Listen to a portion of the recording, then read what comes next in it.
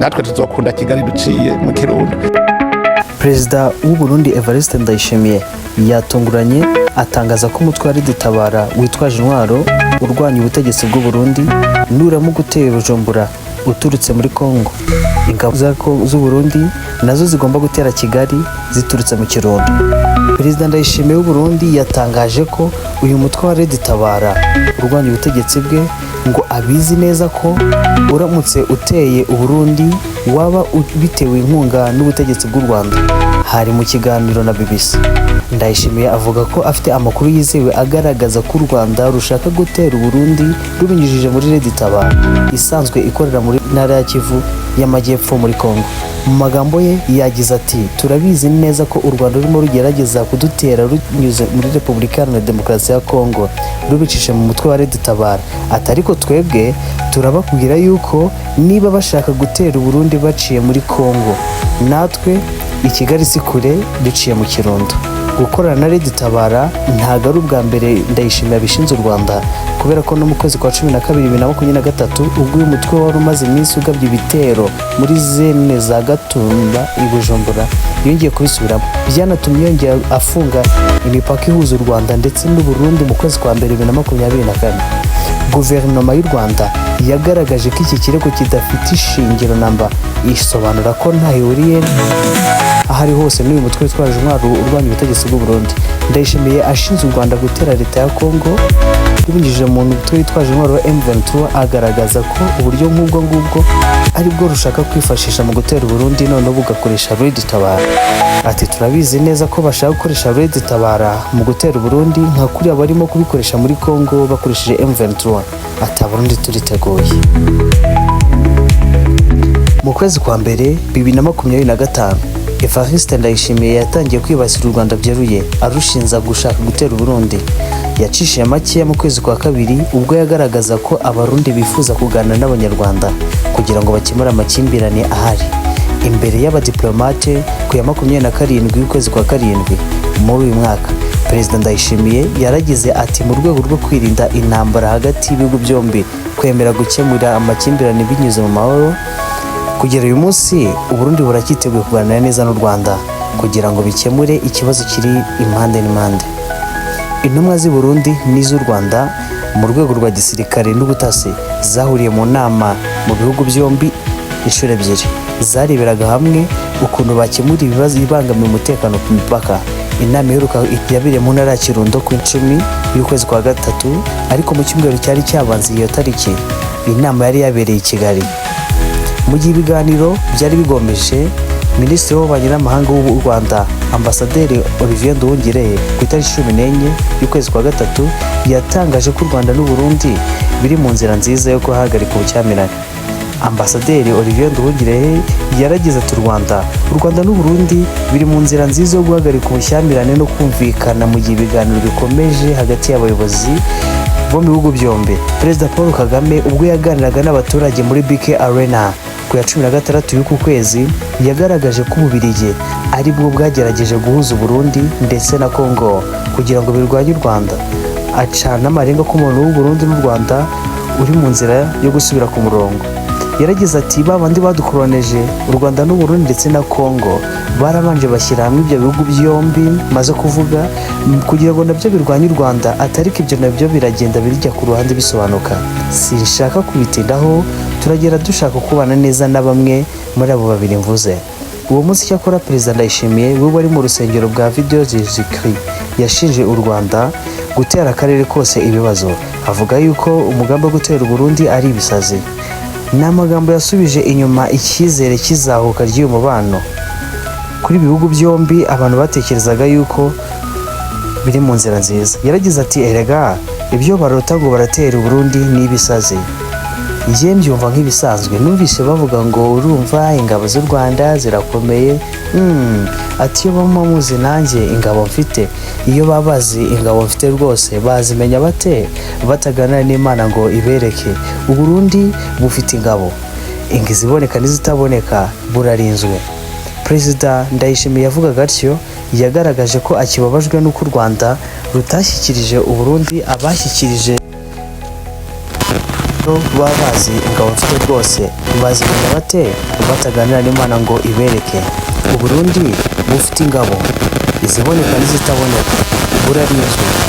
Perezida Ndayishimiye yavugaga atyo yagaragaje ko akibabajwe n'uko u Rwanda rutashyikirije u Burundi abagerageje guhirika ubutegetsi bwa Pierre Nkurunziza muri 2015 mu kwezi kwa gatanu, nubwo basobanuye ko rudashobora kubohereza kubera ko ari impunzi zirekurwa n'amategeko mpuzamahanga.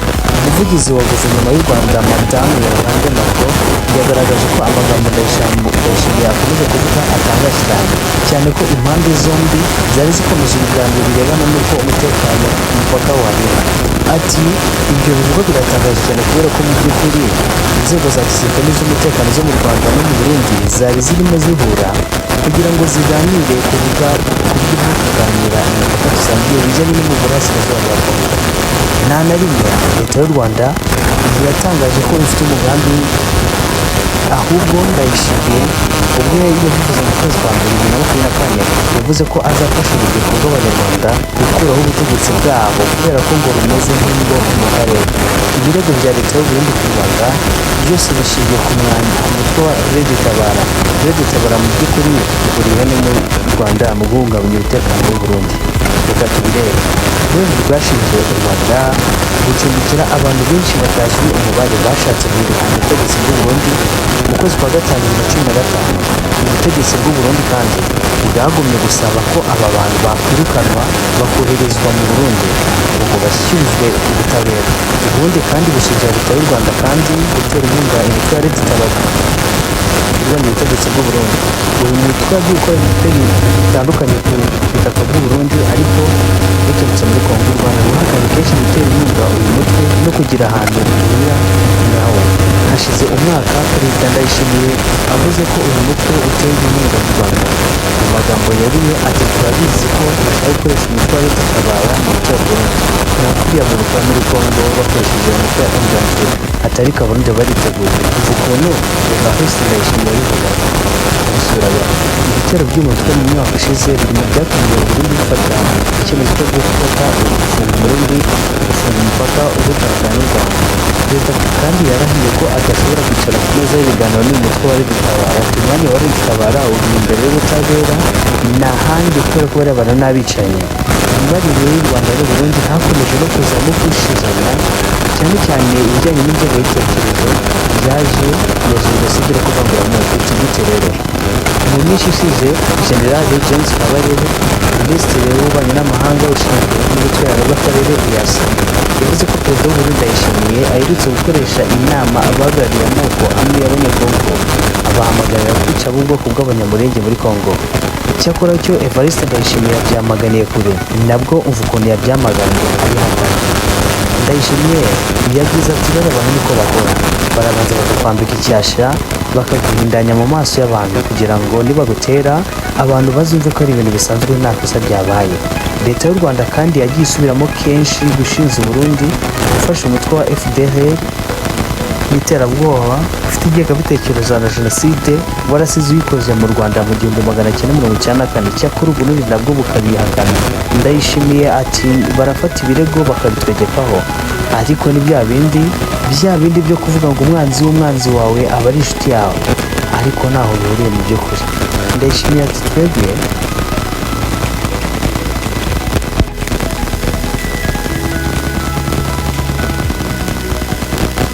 ati twebwe tumaze gushyikiriza u Rwanda inkozi z'ibibi cyangwa se abanyabyaha benshi cyane. Ati ndetse n'ubu ngubu imipaka ifunze batubwiye yuko hari umunyacyaha babonye wahungiye mu Burundi twamuwoherereza ako kanya. Perezida Ndayishimiye ati Kagame aherutse gufata telefone arampamagara ambwira yuko muri Kongo abasirikare banjye barimo bafata umutwe wa FDLR. Nahise musaba ko abasirikare be basabigenzura neza bakavugana n'abanjye bakababwira aho babonye FDLR amanyamara tukabatera, ariko ubu ngubu nta kintu baratubwira. Ndayishimiye avuga ko ikibazo cya FDLR ari ingorabahizi. Ati umunsi umwe turi mu nama Kisekedi yabajije Kagame uburyo mu bikorwa byo kurwanya umutwe wa FDLR bagumye bavuga abarwanyi bashyijwe u Rwanda bakongera bakabagarura, ariko nta gisubizo twabonye. Uburundi kandi bwemera ku mugaragaro ko bufite ingabo zirwana ku ruhande rwa leta ya Kongo mu burasirazuba bwayo. Gusa ntibavuze ingano y'izo ngabo, nubwo raporo yishe ivuga ngo bari hagati y'ibihumbi 10 na 12. Perezida Ndayishimiye avuga ko igihe yarayoboye umuryango wa EAC aribwo hafashwe ingamba zo kohereza igisirikare muri Kongo, kandi ko byari byumvikanyweho n'uyu muryango wose wa East African Community. Mu magambo ye ati, twari twumvikanye ko haba ihagarikwa ry'intambara ry'ako kanya, kandi bigizwemo uruhare n'umutwe uzahagararira umuryango mu Afurika mu burasirazuba, ndetse imitwe yose yitwaje intwaro igasenywa. Ati Burundi aho bwari buherereye mu ntara y'epfo twarabikoze, ariko M23 yongeye kurwana, abari bari mu Kivu y'Amajyaruguru nta kintu bakoze. Nuko byagenze. Perezida Ndayishimiye avuga yuko nyuma yo kuvana ingabo za EAC hariya muri Kongo, Uburundi bwagiranye amasezerano na Kongo yo gufatanya mu by'umutekano, ngo nicyo gitumye n'ubu bakiri muri Kongo. Gusa ibyo ntabwo byabujije umutwe wa M23 kwigarurira ibice byinshi by'Iburasirazuba. Kuri iyi ngingo Perezida Ndayishimiye asa nk'uwegeka ikosa ku butegetsi bwa Kongo. Ati turiho mu buryo bwo gufatanya ubutegetsi mu buryo bw'umutekano, ariko twagiye gufasha igikorwa nyamukuru cyagombaga gukorwa n'ingabo za Kongo. Twajyanye n'abasirikare bakeya bo gufasha, kubera yuko abandi turabakeneye kugira ngo batugumye bacunge umutekano, abandi bari mu bundi butumwa butandukanye. Rero M23 kuba igenda ifata ibice n'utundi turere, ntabwo mu by'ukuri byabaza twebwe abafasha, byafashwe ubutegetsi byabazura ubutegetsi bwa Kongo. Hejuru y'ibyo byose Uburundi buvuga ko bushyigikiye ibiganiro hagati ya leta ya Kongo na M23. Ubundi ngo bushyigikiye ibiganiro hagati y'ababurwanyi ba M23 barwanya ubutegetsi bwa Kongo ndetse n'ubutegetsi bwa Tshisekedi, kugira ngo intambara iri mu burasirazuba bwa Kongo irangire. Evariste Ndayishimiye utayikunda avuga yuko yasabye mugenzi wa Kongo gutangiza ibiganiro by'amaso ku yandi, cyangwa se by'imbonankubone n'abafite uruhare rwose muri iyo ntambara, kugira ngo haboneke umuti urambye. Ndayishimiye avuga yuko inzira yonyine yatuma iyi ntambara irangira ari ibiganiro bitaziguye kandi byahuza izi ntambwe zombi. Ariko n'umunyamakuru wa BBC yongeyeho ko Uburundi bushishikajwe n'ibiganiro yewe n'ishyirahamwe riri mu burasirazuba bwa Afurika ndetse n'iby'amajyepfo SADC. Mu mpera z'icyumweru gishize M23 yitabiriye ibiganiro byagombaga kwihuza imbonankubone n'ubutegetsi bwa leta ya Kongo. Perezida wa Kongo Perezida Ndayishimiye ati ese ni inyungu dufite kureka abantu bakamarana, hanyuma abantu bamara gupfa ari benshi tukabona kwemera kujya ku meza y'ibiganiro mu kirundi cy'ibabongo. Ati ako ni akamaramaza, ibiganiro bikwiye gutangira hakiri kare, intambara ikaba yaba intambwe ya nyuma. Mu gihe ibyo byose byakorwa, Perezida Ndayishimiye avuga ko intambara yo muri Kongo ishobora kubonerwa umuti, kandi umuti urambye, mu gihe ubutunzi bwa Kongo bwaba umutungo bwite w'Abanyakongo kandi bigasanganwa neza ku benegihugu. Umugambo we agomba kuba igihe abantu bakeya aribo bagomba ubutunzi bwose bw'igihugu, abanyagihugu bose bakaguma mu bukene. Ati ibi bintu nibyo bituma abantu benshi basa nk'abivumbura bakegura intwaro bakajya mu ntambara. Umunsi umwe mbere y'uko bafata umujyi wa Walikale, umutwe wa M23 wasohoye itangazo ku wa gatandatu uvuga yuko ukuye ingabo zabo muri icyo gice. Bukeye leta ya Kongo nayo yahise ivuga yuko ihagaritse ibitero byose ku ngabo z'umwanzi, kandi ko itegetse abarwanyi ba Wazalendo bayifasha kurwana ko nabo bubahiriza iri tegeko, kugira ngo bahe umwanya ibiganiro biganisha ku mahoro. Si ubwa mbere hatangizwaga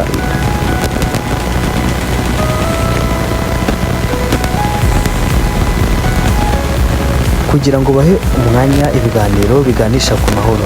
Si ubwa mbere hatangazwaga mu burasirazuba bwa Kongo, nyamara ko ntihagire ikintu bitanga. Hitezwe niba kuri inshuro noneho ibiganiro bizagira icyo batanga, n'agahinge kagakomeza. Gusa buri ruhande rwatangiye gushinja urundi ko rwatangiye kwangiza. Tukiri muri aya makuru y'umutekano, umutwe w'inyeshyamba wa M23 n'ubundi warekuye Walikale ku bushake, ariko ntuyirekure neza. Uyu mutwe uvuga yuko wabaye uretse kwimura abarwanyi bawo ubakura mu mujyi wa Walikale kubera ko ingabo za leta nabo bafatanye batakuye indege zabo z'intambara ntoya n'inini, ni ukuvuga drone ndetse n'indege z'amasehoye. ntibazikuye muri Walikale. Ku rukuta rwa X umuvugizi wa M23 Lawrence Kanyuka biti bitandukanye n'ibyari byavuzwe mu itangazo ryo ku cyumweru. FARDC n'abantu bafatanye nabo ntibakuye intwaro zabo, bisa nkaho zitakuwe muri Walikale. Ibyo rero bitinza iyimurwa z'ingabo za M23 muri aka karere. Ntacyo ubutegetsi bwa M23 bwari bwatangaza muri aka karere mu kubyo bashinzwa. Bwana Kanyuka avuga ko gukumishaho izo drone ari inzitizi zo ko iyubahirizwa rya drone. Bwana Kanyuka avuga yuko kugumishaho izo drone ari inzitizi ikomeye ku iyubahirizwa ry'akarere, ndetse ko bishyira mu byago gahunda izo ari zose ziriho zigamije amahoro. Ku cyumweru FARDC yari yatangaje ko yamenye ko ibyatangajwe ku gatandatu na M23 byo kwimura abarwanyi bayo ibakuye muri Walikale mu gushyira mu bikorwa ibyo byatangazo bihuriweho n'inama y'Igoma hagati ya Tshisekedi na Meho wa Katari Shaitani Mudin Ahmad. M23 yari yatangaje ko yafashe icyemezo cyo kwimura abarwanyi bayo kugira ngo haboneke umuti urambye kuri iyi ntambara. Ariko wongeraho uti turashimangira ko ubushakashatsi butandukanye ubwo aribwo bwose cyangwa se ibitero bishyashya by'ingabo zishyize hamwe z'ubutegetsi bwa Kinshasa ku bategetsi b'abasivile harimo n'uturere twabohowe cyangwa se ibirindiro byacu bizatuma habaho kwisubiraho ako kanya kuri iki cyemezo. Umuryango w'abibumbye, leta ya Congo n'ibihugu byinshi by'uburengerazuba bw'isi byakunze gushinja u Rwanda gufasha inyeshyamba za M23 ibihe bya vuba aha ngaha. U Rwanda ntirwabihakanye byeruye ntirwanabyemeye byeruye. Mu itangazo yo ku cyumweru umuvugizi wa FARDC General Major Zivekini yavuze ko ingabo za leta zigiye gukurikirana ziri maso ivanwa ry'ingabo ry'umwanzi muri Walikale kugira ngo uburasirazuba bwa Kibati. General Ekenge yavuze ko FARDC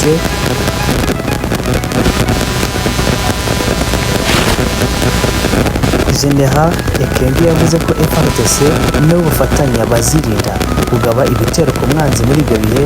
FARDC nayo ikitega ko umwanzi azirinda gutera ibitero kugira ngo ibi bitume ibikorwa bigamije amahoro bikomeza. M23 yatangaje n'ibi ku munsi w'ejo mu gihe abakuru b'ibihugu ku muryango wa Afurika y'Iburasirazuba n'umuryango w'iterambere rya Afurika SADC bari mu nama mu buryo bw'ikoranabuhanga rya kure kugira ngo baganire ku cyaba nk'igisubizo cyangwa umutekano muke mu burasirazuba bwa Congo.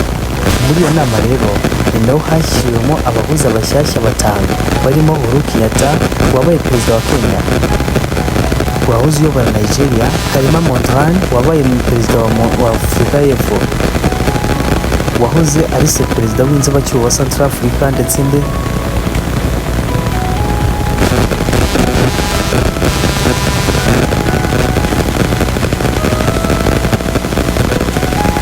ndetse na Saham Obzadeh wabaye perezida wa Ethiopia.